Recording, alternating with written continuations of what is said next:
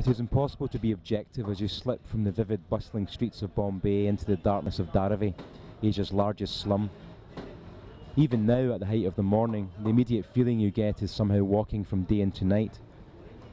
Above my head, buildings and tangled electrical wires converge together, creating a vast covered labyrinth where no light can penetrate. Then there are the abominable smells of the Indian slum, raw sewage rising up from the muddy ground, the stench from chicken and mutton stalls as the street butchers dispose bloody viscera into open drains thick with untreated waste. The living conditions for Dharavi's 800,000 residents are similarly intolerable. Looking through a crowded and decrepit residential alleyway, I can see into the single-room home of a family of 7. It's no more than a corrugated hut, the kind you would see on an allotment in East London.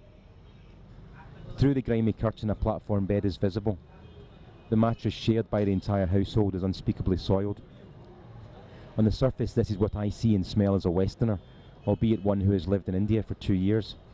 But gradually, if you have the patience to strip away the shoddy veneer, a different Dharavi slowly begins to reveal itself. It may be Asia's largest slum, but it is also its most prosperous, a thriving and productive business centre, propelled by tens of thousands of micro-entrepreneurs.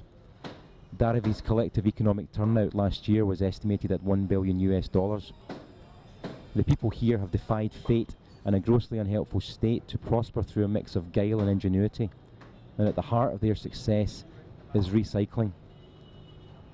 All along Apna Street, a broad lane that dissects the heart of the slum, hundreds of barefoot street children, human recycling machines, are scurrying back and forward like ants, hauling tightly packed bundles of plastic waste, cardboard and glass bottles, all expertly retrieved from Mumbai's vast municipal dumps. In the cramped alleys off the main drag, the sound of hammering, drilling and soldering is coming out of every workshop. Inside the small shacks, dark figures sit waist deep in piles of computer parts, fluorescent Tupperware containers and discarded food packaging, sorting each item for recycling. Here is where 80% of Mumbai's plastic waste is given a new lease of life.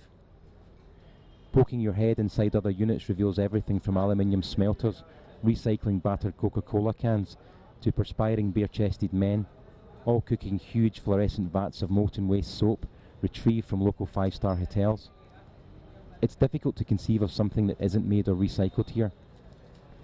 Dharavi is the unspoken side of the Indian economy, the counterpoint to the modern call centres that have transfixed Westerners. The slum is also a rebuke to the prejudices that stereotype slum dwellers, that their lives are drenched in suffering and misery. In reality, Dharavi's residents are unanimously and fiercely attached to their slum and justifiably proud of their success. India's economic success story has reached here too. The average household in the slum now earns somewhere between £40 and £200 per month, a fact that in the last 12 months has been driving an insatiable consumer craze.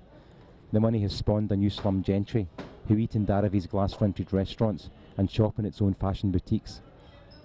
But Dharavi faces an uncertain future. As Mumbai has grown into an economic powerhouse, the slum is being swallowed up by the breakneck pace of progress around it. From the minaret of the Shanty town's own mosque, newly built high-rise apartments and office towers are blocking out the once uninterrupted views of the glistening Arabian Sea. The slum's biggest curse is its location, at the heart of one of the world's most expensive real estate markets. As part of a master plan to turn the city into a new Shanghai, the local government here is already demolishing vast shantytown areas and sending in police armed with batons to chase out the inhabitants by force, leaving tens of thousands homeless. Despite their remarkable endeavour and determination to rise above their circumstances, the slum dwellers of Dharavi are on borrowed time.